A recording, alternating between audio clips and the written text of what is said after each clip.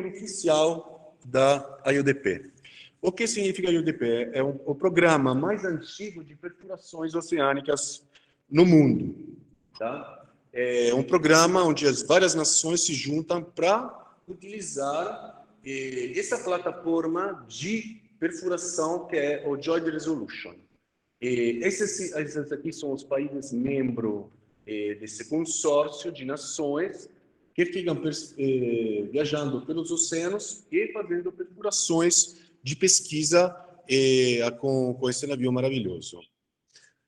Os temas fundamentais são tanto as mudanças climáticas e do oceano, tanto as fronteiras da biosfera, então reconhecer a vida nos extremos, tanto nos fundos dos mares, em condições extremas, e tanto os processos que relacionam a Terra, tanto do ponto de vista de impactos, tanto do formas, processos no fundo do mar, e também tudo que é relacionado com o movimento da Terra, então toda a parte de dinâmica da Terra.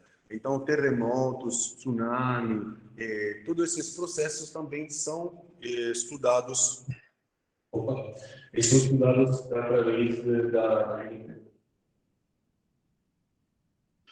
E esse navio, que é o Joint Resolution, representa um laboratório flutuante. Ele tem uma série de laboratórios de altíssima linha dentro do navio. É possível de fazer pesquisas completas dentro do navio, e isso acontece ao longo de 12 meses, onde os pesquisadores ficam embarcados e trabalham 12 horas por dia, e ensinam principalmente você consegue calcular a pesquisa de altíssimo nível, voltam para a Terra e já praticamente as pesquisas são terminadas. Tá bom, então vou desligar o microfone. Tá bom. E uma outra componente muito importante da IODP é o fato que as amostras são todas guardadas nos repositórios que estão nesses países, e todos os participantes da IODP têm acesso a todas as amostras. Então, em qualquer momento, os pesquisadores podem recolher algumas amostras desses repositórios e obter em casa em tempo rapidíssimo. Em poucas semanas você obtém as amostras. Existem vários projetos de pesquisa de perfuração no Brasil, entre eles no Amazonas, na margem equatorial, e esses aqui são representados as áreas das propostas de perfuração, e o impacto científico é importantíssimo, entre eles também a formação de pessoas através das pesquisas de altíssimo nível que são feitas na IODP. Então, esses aqui são toda uma série de benefícios para a sociedade, que vocês podem ver que são muitos, e todas essas disciplinas que fazem parte e são efetuadas durante as operações e as pesquisas da IODP são fundamentais para afinar e para desenvolver a IODP também aqui no Brasil. A IODP, como estava falando, chegou no Brasil em 2012. Entre os 2014 foi aberto um edital que tinha um grandíssimo sucesso.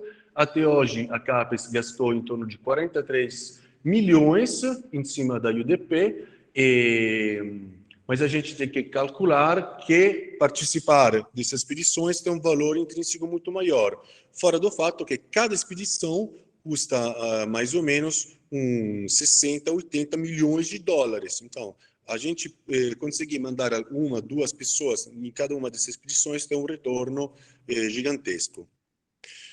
Até hoje, tivemos muitos resultados, entre esses, quase 30 pessoas participaram nos embarques. A gente teve pessoas que participaram também da parte educativa.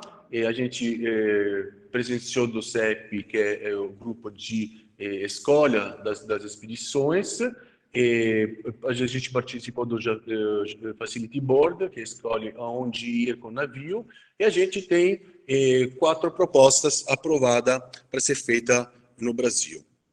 Esses são os participantes que a gente mandou na IODP, então tem muitos micropaleontólogos, vários palomagnetistas, sedimentólogos, praticamente de todas as disciplinas, então é muito variado. Esses são as expedições que os brasileiros participaram, e como vocês podem ver, são espalhadas pelo mundo inteiro.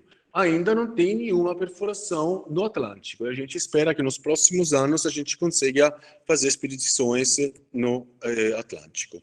Aqui tem alguns dados importantes sobre o incremento de publicações relacionadas com temas geológico no mar, e como vocês podem ver, que com a IODP a gente teve um incremento altíssimo de publicações em temas relacionados com a IODP.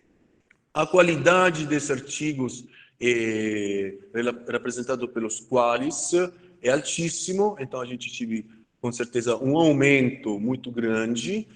A colaboração com outras instituições estrangeiras aumentou também muito, mais que tudo com a Alemanha, Estados Unidos, China, Reino Unido.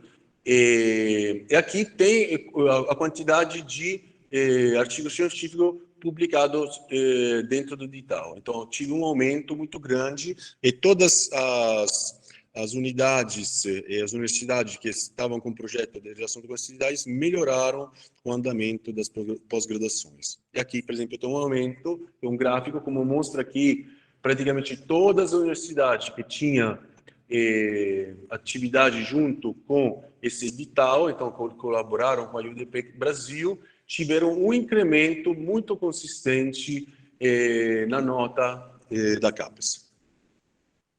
Essa aqui é a localização das expedições que estão sendo propostas. Então, esse aqui que está no Cone de Pelotas, esse aqui no Pernambuco. Aqui tem 2 que agora viraram uma na frente da margem equatorial e tem uma na frente do Amazonas. Aqui, rapidamente, algumas informações sobre essas expedições. Esse aqui na Amazonas é relacionado com furos que estão sendo feitos também no transecto amazônicos e serão feitas na frente do Amapá e miram a estudar a evolução climática dos sedimentos dentro da bacia do Amazonas. A margem equatorial do Pernambuco, que é organizada pelo Gerson Foto, que está aqui presente, mira a estudar a abertura do Atlântico, exatamente o fim da abertura do Atlântico. Então, é um grande desafio essa expedição, porque vai furar até o Cretáceo. Depois tem a expedição no Rio Grande. Então, aqui a gente vai estudar toda a componente de relacionamento entre metano e a produção de matéria orgânica nesse cone sedimentário muito importante, que é o cone de Rio Grande. Por fim, tem a proposta na margem equatorial, que é uma série de furos em um transecto a várias profundidades, que aqui também vai estudar a paleoceanografia e as mudanças climáticas em relação com a evolução da MOC. Então, aqui já terminei essa parte sobre o que é a IODP. Se tiver perguntas, aqui a gente está à disposição. Alguém tem algumas perguntas? Você está conseguindo abrir para a pessoa? Perfeito. Ótimo. Então, eu acho que a gente pode ir agora para apresentações do grupo 4. Maravilha. Perfeito. Então, agora o grupo 4 pode apresentar a experiência de vocês. Ok, eu vou compartilhar a tela aqui.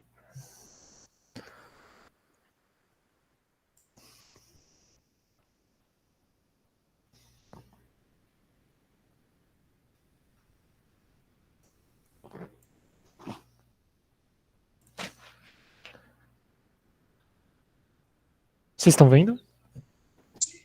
Sim, Pedro, obrigada. Ok. Okay, good afternoon, everyone. My name is Rebecca. Okay. I'm going to start by presenting you some information regarding this São Paulo School of Advanced Science. It was an IODP training on board of Alpha Crucis vessel. So we were mimicking a real IODP expedition for sediment coring and geophysical survey, and it was on Santos Slope in Brazil. This was the last group to take part on the school, and our expedition took place from April 29 to May 6th. You can go to the next one, Pedro. The coordinators who helped us through this school were Professor André Negrão, Professor Liliane Paz, Professor Jairo Savian. The technicians who support us through this whole experience were Ana Paula Martini, Gabriel Tagliaro, and Gilberto Dias. And the team who worked in this expedition was formed by Adriano, Amanda, Ana Caroline, Carolina, Diego, Guilherme, Kristen, Maicon, Pedro, Raquel, and Rebecca. Next, Pedro. So the core project, it aims to execute a series of expeditions to collect geophysical and geological data, and they recover complete sedimentary records from the uppermost 6 meters of ocean sediments at several sites in the Santos Basin, checking timing, paleo-environmental, and paleoclimate studies. And the IODP, the International Ocean Discovery Program, and Professor Luigi already explained about it, but the training on Alpha Crucis is an opportunity to train the graduate students for the future real expedition. So the students had the opportunity to explore the facilities of the Alpha Crucis vessel, collect sediment cores, sample the cores, collect geophysical data, and write a report that we did by the end about the activities they complete on board. Next, Pedro. So the area that we studied was the Santos Basin. The Santos Basin extends for about 800 kilometers parallel to the coast through the states of Rio de Janeiro, São Paulo, Paraná, and Santa Catarina. Its total area is over 300,000 kilometers, of which 200,000 square kilometers are filled with water reaching depths from 400 to 150,000. And 150,000 square kilometers of the basin can reach depths from 400 to 3,500 meters. This basin is geologically described as a depression. It is located on the east coast of Brazil, and it is limited to the north by Campos Basin, on the south by Pelotas Basin, to the east by São Paulo Plateau, and to the west by Serra do Mar. Next, Pedro, please. So the shelf there, the shelf width will vary from 100 to 200 kilometers, and it's heavily influenced by coastal processes. The shelf break occurs at around 200 meters of water depth, and the erosion by Brazil current affects the shelf base. The continental slope, which is influenced by oceanic process, begins after the platform. And nowadays, the water masses present in this region are coastal water, tropical water, South Atlantic Central water, and intermediate Antarctic water. Kristen will now explain a little more about this region. Go on. Yes, so as Rebecca said, our study area is located in the Santos Basin. And the evolution of this basin comprises 3 main tectonostratigraphic phases, and that's shown in the chronostratigraphic chart of the Santos Basin. So 1, there's the rift phase, 2, there's the post-rift phase, and then the drift phase. Now we'll aim to investigate the Cenozoic units in the drift phase in our investigation of these sediments. So these Cenozoic units comprise several formations, including the Maram Bahia formation, which is composed of siltstones, shales, diamictites, and marls, and they're related to the distal continental shelf, slope, and basin environments. Then the Iguape Formation is composed of calcarenites and calcinidites, which are commonly found in the distal continental shelf as well. And then the Ponta Aguda Formation is composed of alluvial fans, rivers, and coastal deposits, and has reddish sandstone, which is the main lithotype of this unit. And finally, the Sepetiba Formation is characterized by these fine to coarse gray sandstones, sometimes glauconitic, and it also has coquinas made of the shells of mollusks, bryozoans, and foraminifera. These are also deposited on the continental shelf environment. Thank you, Pedro. Hi, I'm Ana Carol, and I'll talking now about the drilling cores collected during the fourth cruise. The cores were collected by using a 6-meter long gravity core that you can see in picture A. Pictures B and C represents the cores being recovered and sectioned in thickness of 1.5 meters.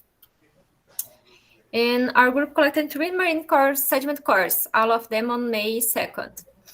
The cores were collected along the Santos Basin continental rise at 3 different water depths, varying between 165 and 662 meters of water depth. And the core's thickness varied between 53 centimeters and 530 centimeters. Next, Pedro. For onboard analysis, we sampled and analyzed the core C3, GC3, that was collected during the third cruise. This core was collected in the distal slope of Santos Basin at 890 meters of water depth, and its location is marked with a red circle on the map. Next, Pedro. And C3, GC3 has 341 centimeters thickness and being sectioned in 3 sections. And these pictures represent section 1, that was the top section as an example. In each section, the orientation of the core was marked with a line and arrows drawn along the length of the core. And then the cores were split in working and arched halves. And after taking pictures, the archives halves were covered in plastic wrap and returned to the refrigerator.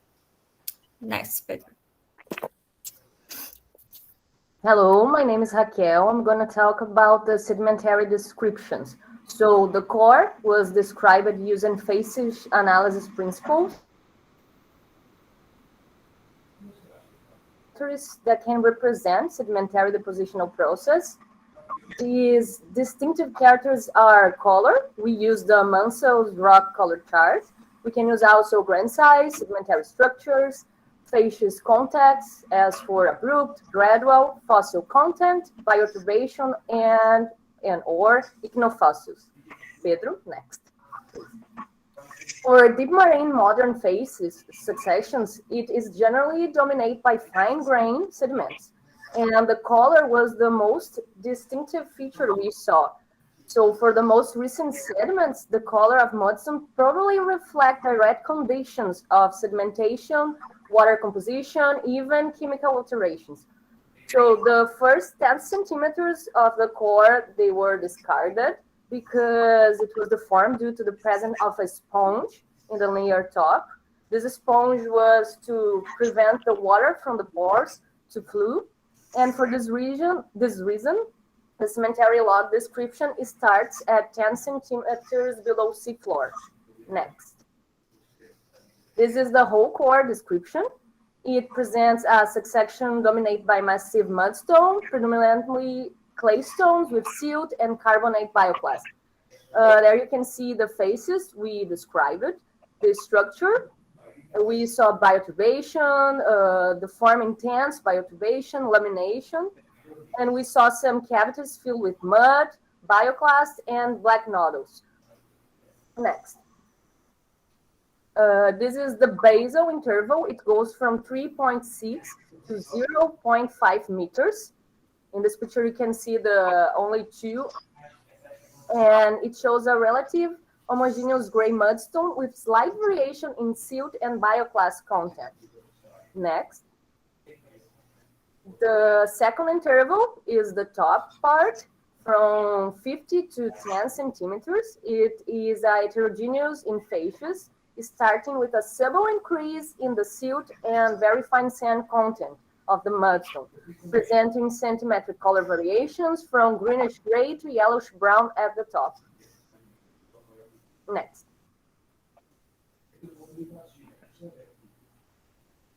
Hi, I am Carolina, and I will talk about magnetic susceptibility. So magnetic susceptibility is the degree to which a material can be magnetized in external magnetic field. This parameter is used as paleoclimate proxy in paleoceanography that shows the relative increase of ferromagnetic and or paramagnetic minerals concentration associated with its original detrital input. Magnetic susceptibility measurements performed during the expedition were made on the Kappa Bridge at two apparent frequencies, F1 976 Hz and F3 15,616 ampere per meter. The picture shows the Kappa Bridge used on the ship. Next, Pedro. Sampling was made every 2.5 centimeters using acrylic collection cylinders. The cylinders measure 2 centimeters high and 2.5 centimeters in diameter. And sampling was done in outer sections of the C3 GC3 car.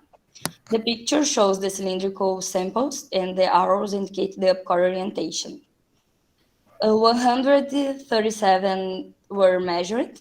For each sample, 3 measurements were made at the F1 frequency and 6 measurements were made at the F3 frequency to reduce variability during the measurements due to the movement of Alpha Crucis. The measurements were normalized by volume, as the instability of the scale did not make it possible for the samples to be weighted. The frequency dependence of the magnetic susceptibility was also calculated with this equation. Christian will explain about the results now. So the magnetic susceptibility results, we found the low frequency values ranged from about 7.2 10 to the negative 5 to 2.4 10 to the minus 4 SI, and the high frequency values ranged from 6.3 to 2.3 10 to the negative 4 SI. In both these curves, so frequency 1 and frequency 3, or the high and low frequency, show a decrease in values on the upper 50 centimeters of the core. So they had higher magnetic susceptibility at lower depths from about 3.5 meters to 2.0 meters, and then decrease in magnetic susceptibility as we increase in height in the core. And then the frequency dependence of magnetic susceptibility in the green on the right also shows an increase from about negative 1% to 11% at that upper 50 centimeters of the core. Thank you, Pedro. Hi, good afternoon, everybody. So I'm going to talk about the micropaleontology approach. I'm going to introduce you about the methods we use it, and after Guilherme is going to talk about the results we get it. So for the micropaleontology analysis, we selected 5 samples. The sampling was oriented by the lithological aspects of the core, so we collected 5 samples. After that, we washed it then under sieves of 125 micrometers and dried them on the hot plate. After that, we analyzed it and did the picking under the stereoptic microscope. And for the we decided just to pick 200 specimens because of the time and the weather was not was a little hard to pick 300, so we did 200 of each. A few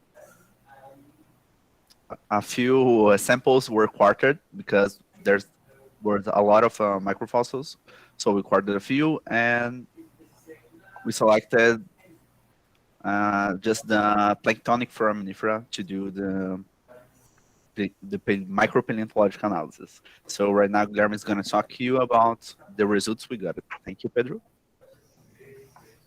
Thanks, Guilherme, for elaborating from data set for planktic foraminifera. This is site, and we identified 19 specimens for planktic foraminifera. This is site. For example, the Globogerinoides ruber pink, Globogerinoides ruber white, Globogerinoides ruber pyramidalis, Globorotalia truncatulinoides, Neogloboquadrina do tertrei, Orbulina universa, Puliniatina obliquiloculata, Trilobatus saculifer, and Trilobatus trilobus. Next, Pedro. Decandeina nítida, Globogerinella cálida, Globogerinella sifonífera, Globogerinita glutinata, Globogerina buloides, Globogerinoides conglobatus, Globorotalia hirsuta, Globorotalia inflata, Globorotalia menardi, and Globorotalia menardi túmida. Next, Pedro. So the planktic foraminifera dataset was organized in number of specimens and percentages for the elaboration of the typical age model for the Holocene and Pleistocene interval and or glacial interval or interglacial interval respectively. This is table showing gray biostratigraphic markers, for example, the Globorotalia menardi complex, typically of the interglacial intervals, and the Globorotalia truncatulinoides and Globorotalia inflata, typical of the glacial or cold intervals. Next, Pedro. With the relative abundance of the biostratigraphical markers, is whether possible to observe the transitional between Holocene and Pleistocene at approximately 15 centimeters the top, but the accuracy of this interval, this boundary, and Holocene and Pleistocene was defined with base in paramagnetic and magnetic susceptibility, most approximately 45 centimeters. This is accuracy. Where the Holocene correspond the interglacial and the interglacial or biozone Z, characterized by the high abundance of the Globorotalia menardi complex, and Pleistocene or biozone Y is characterized by increasing abundance of the Globorotalia truncatulinoides and Globorotalia menardi, and low Globorotalia menardi complex. This is interval which suggests the high sedimentation rate, but in the Pleistocene interval. Next. Hi, I'm Amanda, and I'm going to talk about the XRD and XRF analysis. And for this analysis, we select 11 samples from each lithological phase of the core that were already defined in the sedimentary description topic. And we performed this analysis to obtain the mineral phases and the elemental composition of the sediment. But before the instrumental analysis, the samples were first dried on a hot plate and at no more than 70 degrees Celsius to not interfere with the clay content of the sample. Then we resuspend the sediment with 50 milliliters of distilled water and disaggregate the sample in order to reduce the salinity. We wait to decant for 12 hours, and finally, the remaining water was discarded and the sediment was dried again on a hot plate, crushed and sieved through 63 micrometers mesh. Next, please. The equipment we used to measure the samples was the benchtop X-ray diffractometer, and the data were acquired with 70 exposures during 10 to 20 minutes. And the XRF analysis provides the elementary data of the sample from the refraction angle resultant from the X-ray incidence. But this equipment gives only the main elements of the sample that we use it to support the interpretation of the XRD results, which are acquired from the diffraction angle, and provides the results in diffractograms that must be interpreted to obtain the mineralogical data. Next, please. We used the Panalytical High Score Plus software to read the diffractograms, and each peak in a diffractogram results from a corresponding D-spacing used to identify the minerals. Once each mineral has its own pattern, which may be used as a fingerprint for its identification by XRD method.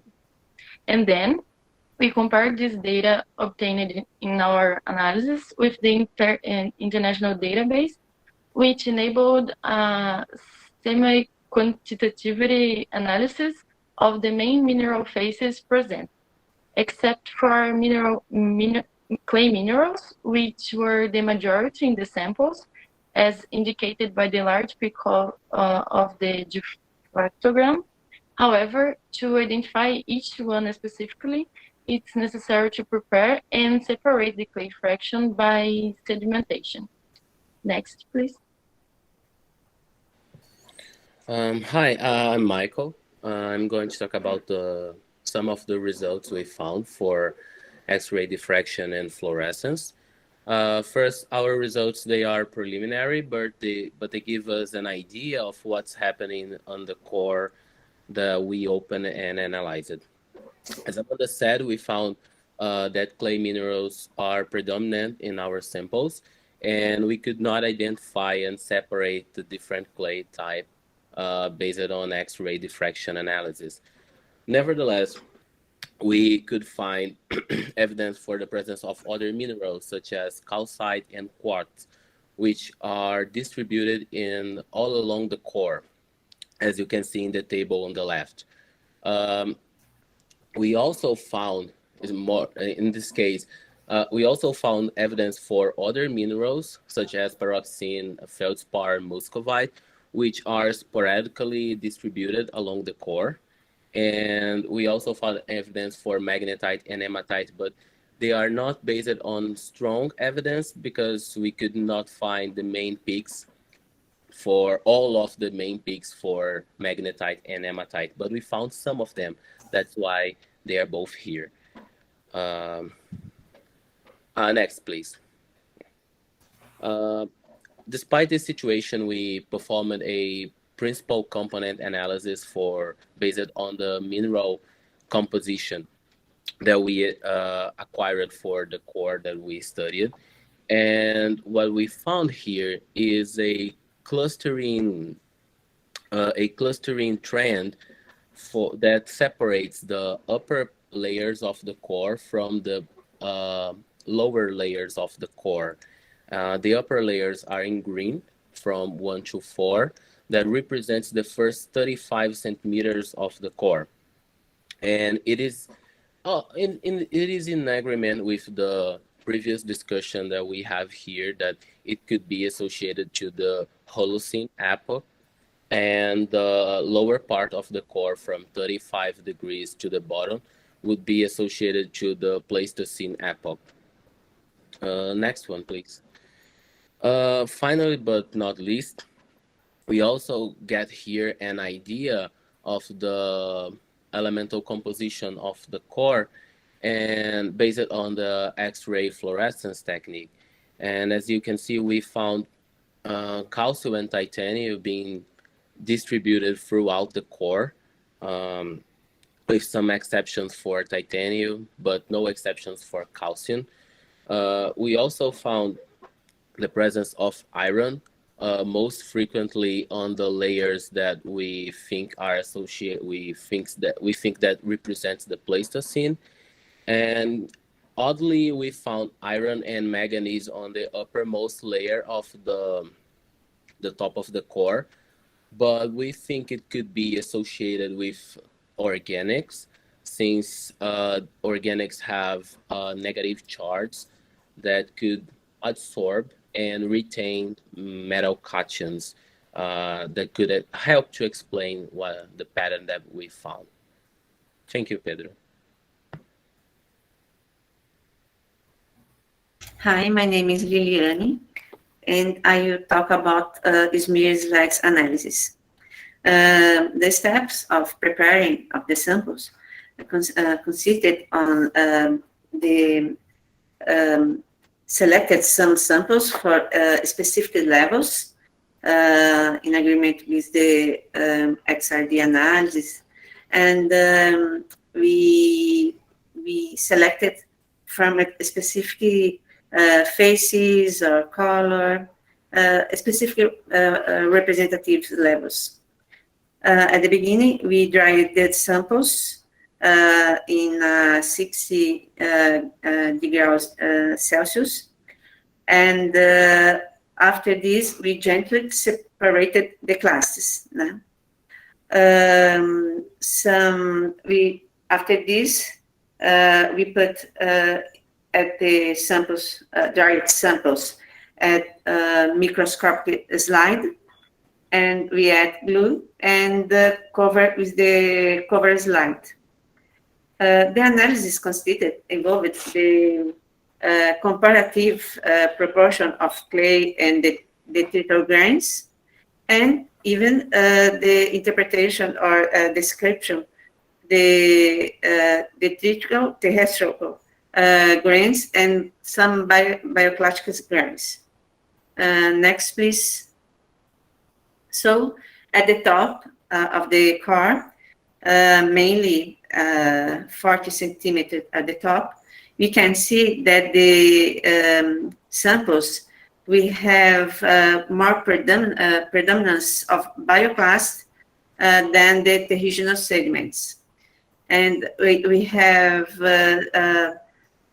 some more clays than the silt fragments, and the bioclast you can see in agreement with the micropaleontology analysis. You can see foraminiferous plankton or bentonic, some class from algas and diatoms, and the classes, the terrestrial class, you could interpret quartz, carbonate. I think this carbonate could be calcite that was seen by the XRD analysis, feldspar, mica, zircon, and the lower part. Next, please. Okay. Here, here. You can see the grain size.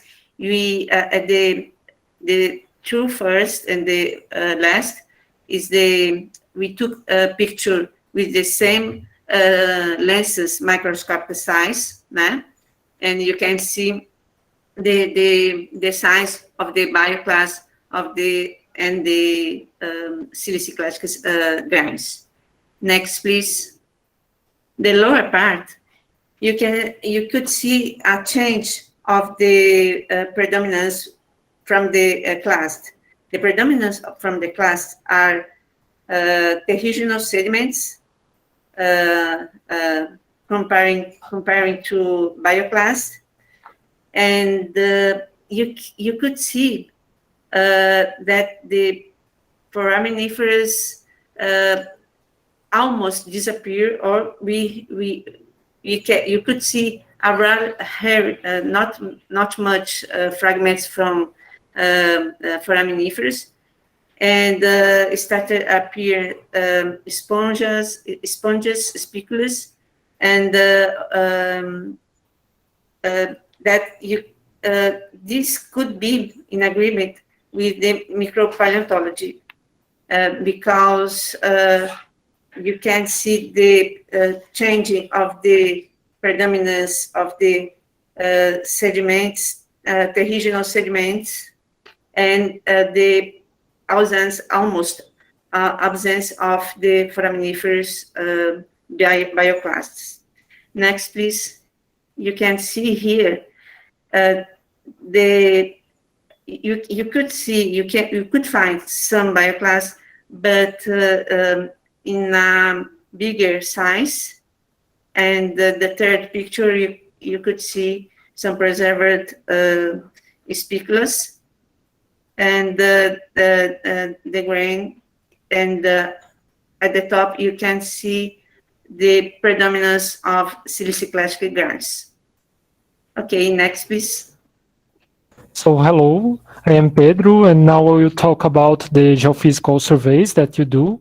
So the monochannel seismic reflection data and the bathymetric data were acquired approximately during the entire cruise trip. So it's represented in the map by the black dashed line.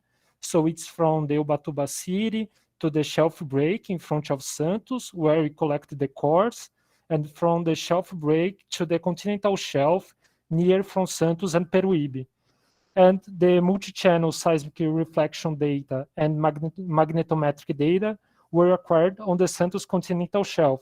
So the red lines represent the multi-channel seismic acquisition, and the yellow lines represents both multi-channel and magnetometric acquisition. So, and now we'll talk about the equipment that used during the geophysical acquisition and some of the preliminary results. So the bathymetric data was collected by the ecobathymetry CIABAT, and we used a frequency of 44 kilohertz and a coverage angle of 115 degrees. And this equipment is installed on the roof of Alpha Crucis, as you can see in the picture. So about the preliminary results, around of 650 kilometers of bathymetric data were acquired, and the data process will be done in the post-cruise step. So, and now about the multi-channel acquisition. So this data was acquired with the Sparker acquisition system, which is comprised by an energy bank, as you can see the figure A. It works up to 7 kilojoules, and a high voltage cable, as shown in figure B. It transmits the energy from the bank to the Sparker. The Sparker itself, as shown in the figure C, it's the source of the seismic pulse, and it works between 200 and 2000 hertz. And the streamer, as shown in the figure D, that is a cable where is located the seismic receptor sets, which set compose one channel. Our streamer has 48 channels, and as the number of channels increase, the signal to noise ratio increases to what is a good thing. So during the acquisition, the Sparker and the streamer equipment were located side by side as they were dragged by the vessel, as shown in the picture, the Sparker and the streamer. So a little about the preliminary results. By the end of the survey, we covered an area that didn't have seismic data yet, what increased the potential of new discoveries. Around of 250 kilometers of multi-channel seismic data were acquired, and we expected to reach a penetration up to 400 milliseconds below seafloor, and a vertical resolution between 30 and 50 centimeters, and the proper data processing will be done in the post-cruise step. So, and now about the monochannel acquisition. So the seismic data were acquired by the CHIRP equipment that works with a seismic pulse of 4 kilohertz. It is installed on the roof of Alpha Crucis. And during the acquisition, this equipment allows the visualization of the seismic reflectors. As you can see the picture, some subsea floor filters in real time. So it is in depth instead of 2-way time, as in the Sparker system, for example. So an interesting result that we found is a mount filter near where the cores were collected, as you can see in the map by this red point. And this filter, as shown in figure B, could be a flux of mass deposit, a counterweight, a pocket mark, or just a noise during the acquisition. And the filter process will improve this interpretation.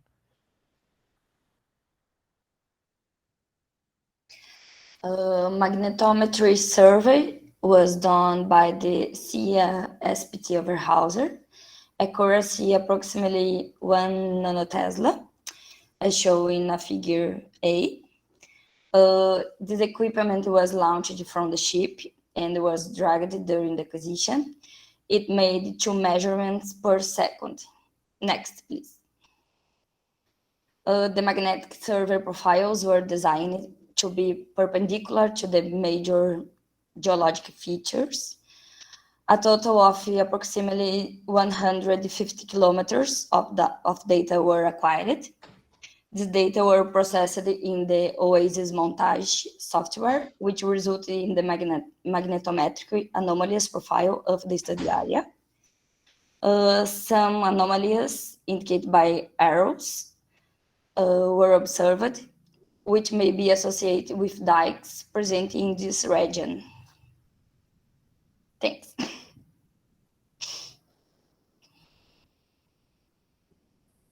Sorry. And as submarine perspectives, and magnetometry anomalies may be related with lineaments and structures of the basin.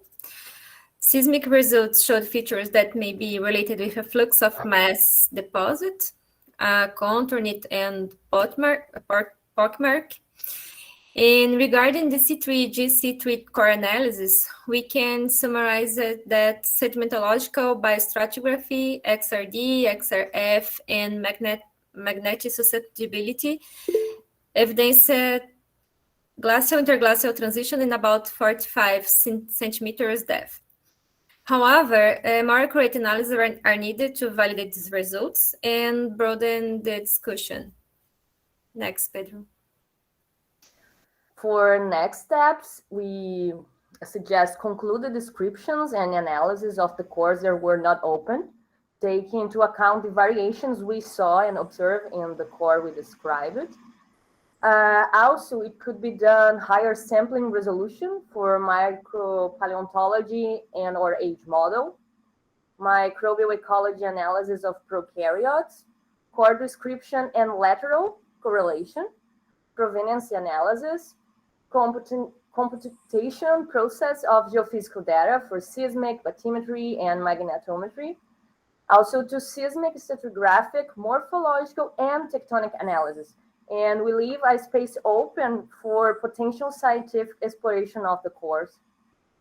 Thanks, Pedro. Next. And we, as Group 4, we are glad for the financial support of FAPESP. And we are thankful to the Alpha Crucis crew for the hospitality. We are also thankful to Professor Luigi Giovanni and the IO-USP project for the opportunity to be on board of this boundless knowledge experience. We are also thankful to the Alpha Crucis cooking crew for the delicious food we had every day. And we are thankful to the nurse Biancardi for taking care of us during moments of seasickness. That's it.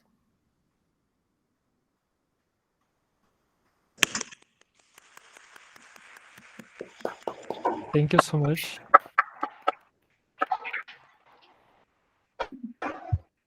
Any questions? Excellent, very good. So I'm going to close this one. Good, excellent. So is there any question to the group 4? Group 4 was one of the 4 groups, of course. So it's the only one that didn't present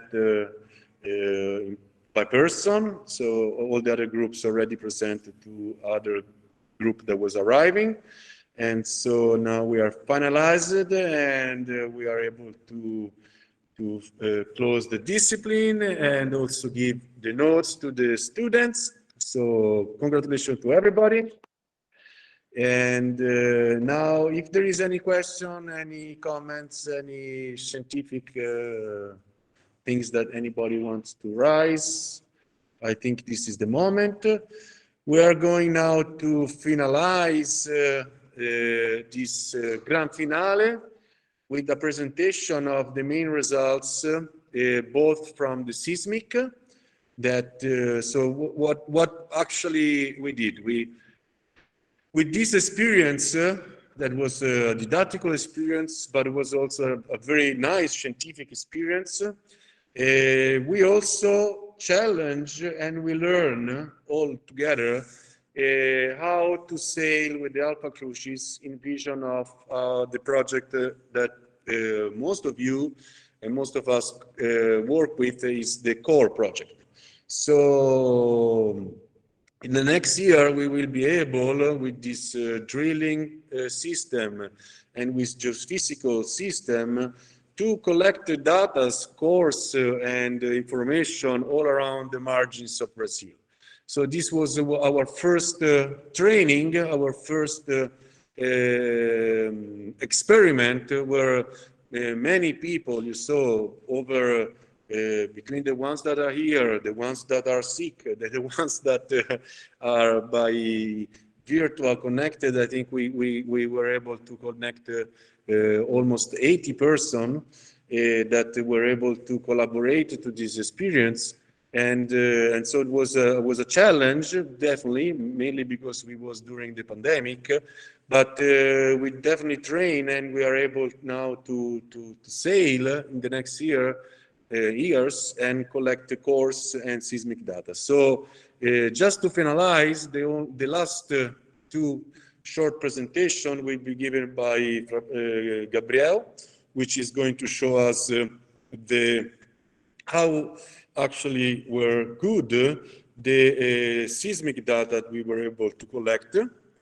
So I'm going to launch. There is a question, please. Questions? Who has questions? It's written. Hi, Luigi. I just wrote my question on the chat. Black nodules, guys. I like black nodules. Who found black nodules?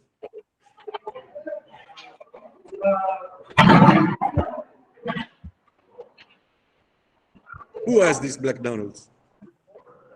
Look for at black nodules. I don't know if it's correct, if it's the right term, but someone made a mention of black nodules, something like that. I would like to know if it's a concretion. I don't know if it is right. No, can I answer?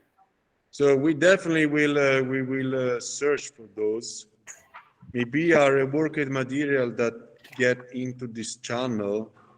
No, these are from Cruise 3. Yes. So, no, I have no idea of nothing about these black nodules, but I'm really, really interested. So we will work on that and we will study which is the source formation of these fragments. Are fragments or a 3D black node?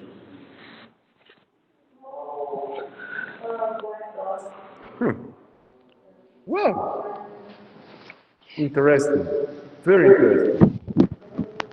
Maybe it's that genetic. Let's see. Very good question, but there is no answer. I have no answer.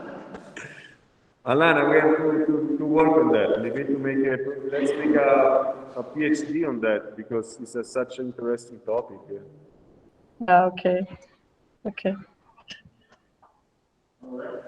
Yes. So next. Wait. I'm losing pieces.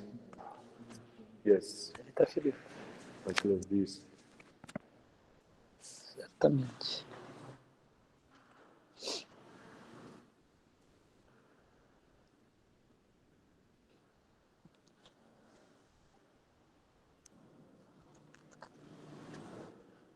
Good. So Gabriel now is going to show quickly some results we got so far from the. All right. Hello, everyone. Nice to see you all again. So I'm going to give a general overview of what we did in seismic acquisition and some ideas of how we are using this data in the future and now.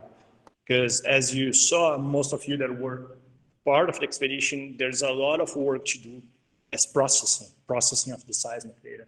And today we had a meeting with the team that is helping us processing this data. So very briefly, how does that work? Just a pointer? All right. Very briefly, right? Different sediments have distinct petrophysical characteristics, and they will interact with the acoustic waves in different ways. So if we understand the acoustic wave that we are generating, and then we collect, on the other hand, after the acoustic wave travels through the sediment, we can build a geometry of the subsurface, and we can understand how, in this case, the platform, the continental margin evolve. There are different seismic sources. The most conventional one, the ones that most of people is used to, is the air guns. They have low frequencies, but they can penetrate very deep in the earth. For example, in here is an air gun that was able to image the Mohorovich's continuity, the crust and mantle boundary. But this type of seismic source, they cannot reveal the upper layers, because each seismic reflector in this case represents 10 meters of depth, of thickness, right? So we cannot see what is happening, for example, within the Pleistocene, the Quaternary. So for that, we have the other one, which is very high frequency seismic source. In this case, there's a boomer, the boomer, the Jatifix, the boomer, Edgetech is a shirp, which can reveal a very high vertical resolution. So in this image, you can see every seismic reflector is less than 1 meter in depth. But since the frequency is so high, it cannot penetrate very deep into the earth. A middle ground of that is the system that we use, which is the Sparker, right? So it has an average frequency of around 1 hertz, and this type of system can reveal the Quaternary, right? We can really see what is happening within the Quaternary. It can reach depth of 500 meters deep, 600 meters deep. We use, as Pedro mentioned, we use the Geomarine system. It comprises 7,000 joules of energy, which forms a sparker. This sparker basically evaporates the water and creates an air bubble. And this air bubble, when it collapses, it generates the acoustic signal that will travel. As it travels through the sediment and comes back, we receive the signals with a multi-channel system. So that's different from the single channel, so that we match the same place in the subsurface more than one time. Right? So that's the idea of the multi-channel, that we're gonna have data from the same point in the subsurface more than one time. So then we can sum those data together so that we have a much better image quality of the subsurface. From now, we did most of the acquisition, right? So the data that we're looking at, most of it is the raw data. So we cannot see anything from the raw data. Alexander on the ship did a little bit of processing, and I'm gonna show you later. But our goal is to finalize, when we finish processing, we're gonna have a final product which can really reveal how the Quaternary evolved in the Santos Basin. Here, just to give you a perspective of the different scales that we are talking about, above is a conventional airgun seismics, and the black blocks here is the Pleistocene interval, right? And so you cannot see anything from the conventional seismics. When we're using a sparker, so below is a sparker seismic, the entire thing that we are seeing is equivalent to the black blocks, right? So it can really reveal the geometry of the Quaternary.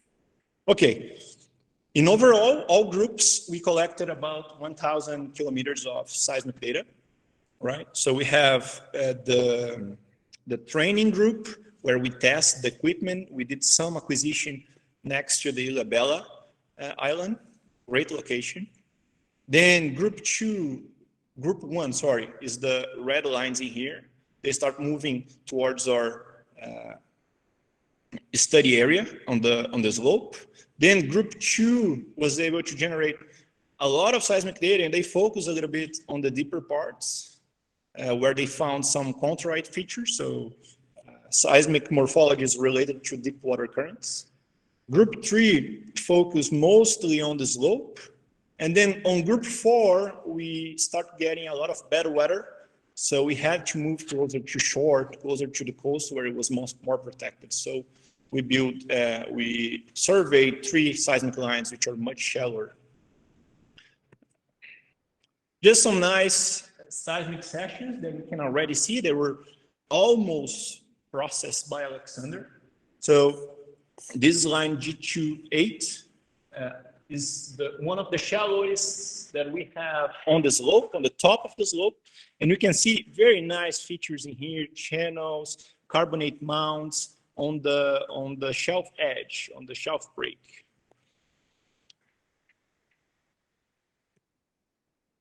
Another seismic line that's from group 3, G32, also on the slope, and it covers from the platform all the way down to the slope. We see submarine canyons, we see a contrite terrace, and we also see contrite drifts, in this case of a plaster type. So really features formed by deep water currents. G301 as well, very similar to the previous one. A large submarine canyon, plaster, contrite drifts, and contrite terraces. So, for example, this feature right, I don't know if you can see my pointer, but right atop is formed by a slope current, and then the plaster drift is the result of the intensity of the current. And then lines G209, G211, which are those two sections are located deeper. Also contrite features, contrite channels in here. This is a good example of one of the processing steps. Line 9 is not migrated yet, so you can see that the channel is a little bit deformed. And then line 11 below is migrated, so you can see that the channels are more real. And on the very deep part of our survey, the deepest part of group 2, they found another contrite features, contrite channels on the very bottom of the slope, and the contrite drift located next to it, which is a very common pattern of morphologies formed by deep currents. And also here you can also see the difference between a seismic that is not migrated, it was one of the final steps of seismic processing, and then a seismic that is migrated. A lot of the deformities within those channels is resolved with processing. So that's what we are doing now. We are processing this data. It will take a couple of months for us to finish it. And as we finish, we can schedule a presentation again, and we can try to put together the course with the subsurface data. That's it.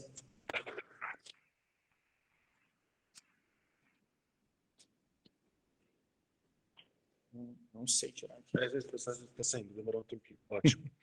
Any question to Gabriel? No? So if there is no question to Gabriel, we'll move on to the next presentation, which will be given by Anna, and is the summary of this beautiful experience that we had, that is the ESPCA. And so, where is it? It's here.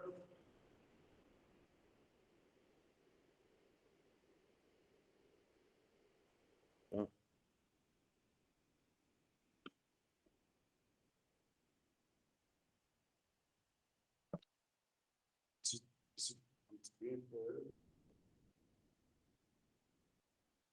The presentation is appearing to everybody? Yes? Yep. Okay. So just gonna talk about what was the ESPCA expedition. So we had a pre-field that started at the second week of April to install all the equipments, and then each group had the theoretical classes and also a quarantine into the Ubatuba Basin. We followed all protocols due to COVID-19, and all the students were tested prior getting to the base. They had 4 days of quarantine, then they were tested again prior getting to the vessel. So we had no casualties, nobody got COVID during the expedition. And those are the data of each group. This is the infrastructure of the Ubatuba Basin. We had classes, the theoretical classes in this room, and also all students were allowed to sleep, eat, and stay in the basin for the first 4 days, learning about the geological settings, where they are going, what were they supposed to do. And then they moved into the ship, the Alpha Crucis ship, for a couple of days at sea, collecting data, analyzing, and processing. So we had many professors and universities involved. In each tour, each group, we had like a professor for paleomagnetism, sedimentology, also for micropaleontology. And also we divide the students to have each and every subject covered. We had many universities participants, mainly from USP, but we also were able to accommodate students from other universities, even international ones. The places we collected, Gabriel already showed you guys, but here are also the locations of each core collected in this vessel. So as EODP, one thing that we really encourage in this ESPCA event is to collaborate. We already have collaborators from past, these professors that were with us, but we also want to ask everybody that have any type of academic research interest to write to us and with a proposal, and we can allow some sampling and use our data and collaborate together. So these are the locations of each core collected. All the data collected were seismic lines, one channel or multi-channel, bathymetry, magnetometry, collecting drilling cores. We were able to do the analysis of lithostratigraphy, colorimetry, micropaleontology, magnetic susceptibility, XRD, XRF, granulometry, and also petrographic descriptions. We covered around almost 2,000 nautical miles, 20 days on board, 500 hours on board, more than 1,000 kilometers of seismic lines, 13 cores recovered, almost 40 meters of cores recovered in this expedition. 68 participants between professors, technicians, and students, with 15 universities involved, 11 national and 4 international. And each group generated a report, a technical report at the end of their expedition. Oops.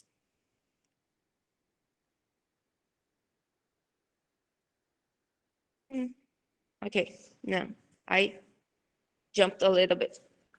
So the picture of each group and every student who participated and professors too.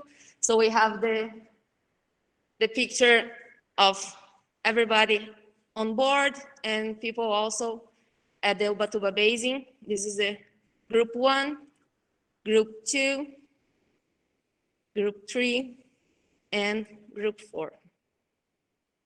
So here I'm going to show some pictures of the event. We have really nice data and also really nice pictures and amazing experience.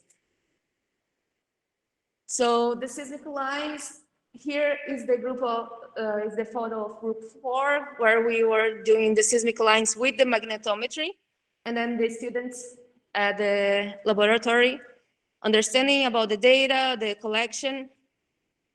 Also at night, as the wind would help, we were collecting data. When the sea was not agreeing with us, then we had to just work inside of the ship. This is the magnetometry launching. And then for drilling cores, we had like amazing recovery. We reached the how can I say, we got the longest core. Even on the pre-field, we already were able to take the longest core ever recovered at the Alpha Crucis. And then at the end, we broke our own record many times again. So we drilled the cores, then we would take 1.5 meters, cut it into parts like the IODP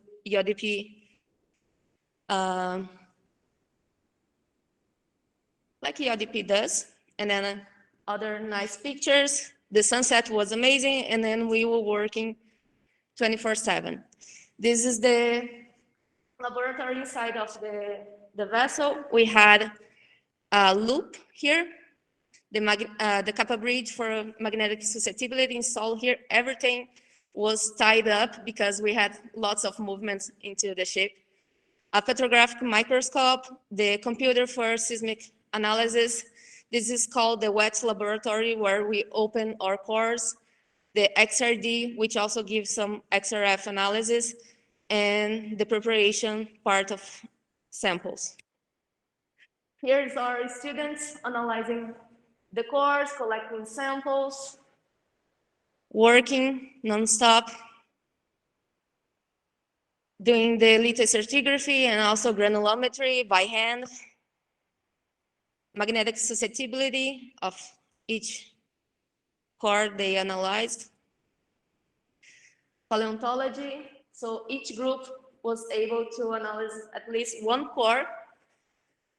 We had like for each group, we are able to collect at least 3 cores of 3 to 4 meters. And each group will open at least one. So we have like plenty of cores still close, ready to be discovered and analyzed. XRD and XRF. And then we invite everybody to collaborate with us. We have this sample request for ESPCA Cruise. You can write to our email or to Luigi's Giovanni. We have the possibility of having students for undergrad, master's, PhD, and also collaborating between researchers. So we invite everybody who has any interest of developing their research with those samples, with those data, to write to us, and let's start collaborating.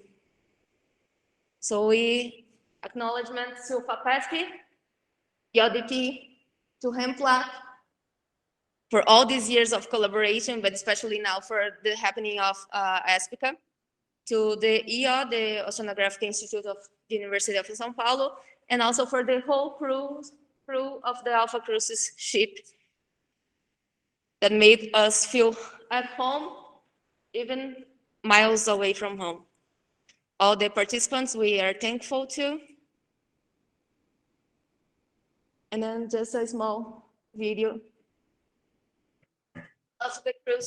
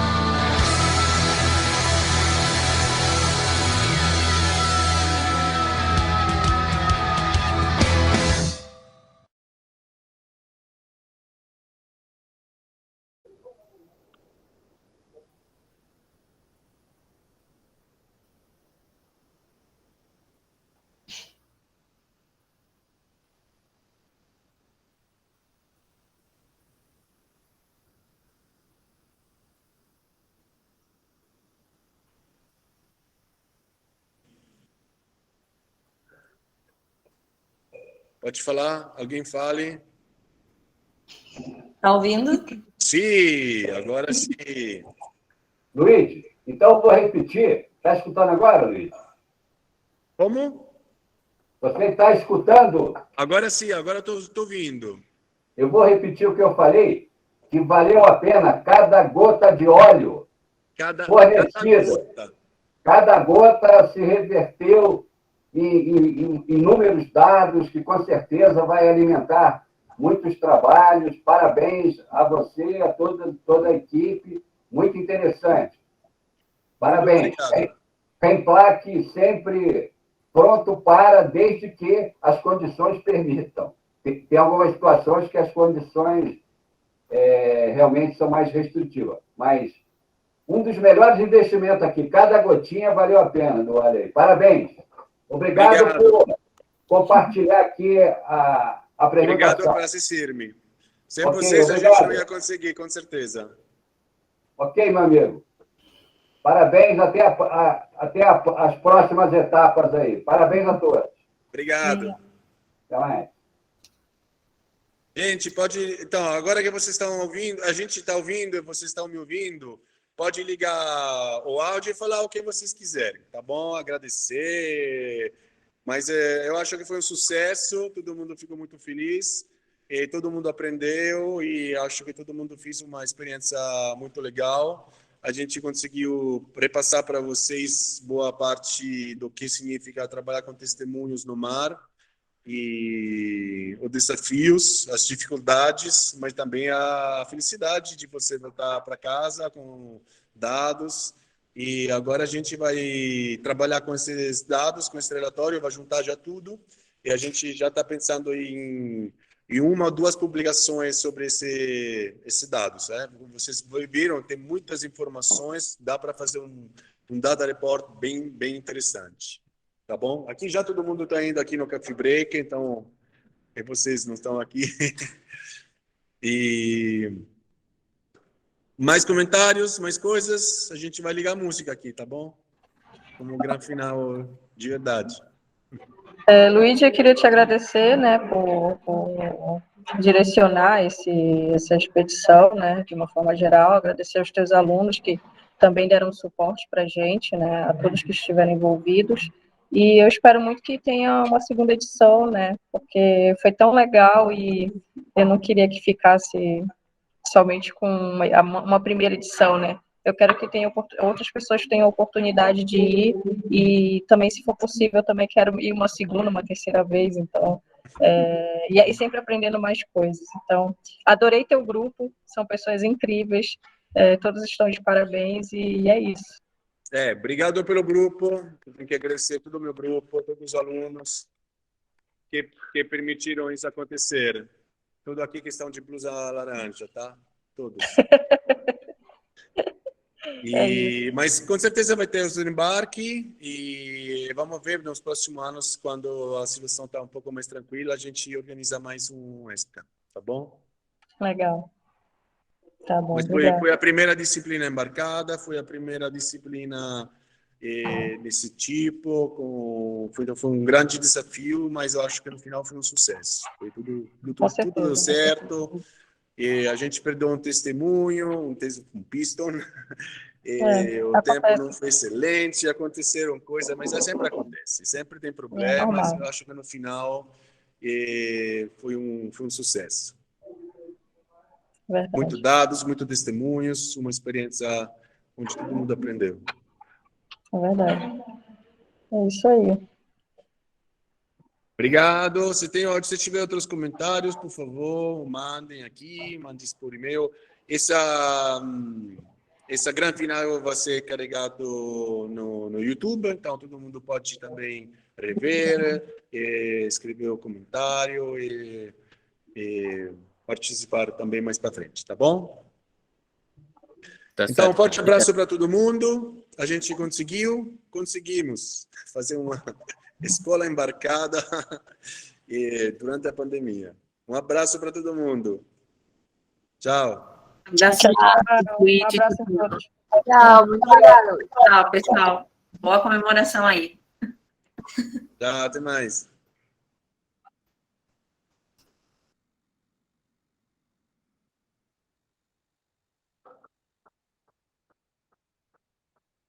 A espera. Tem que primeiro acabar...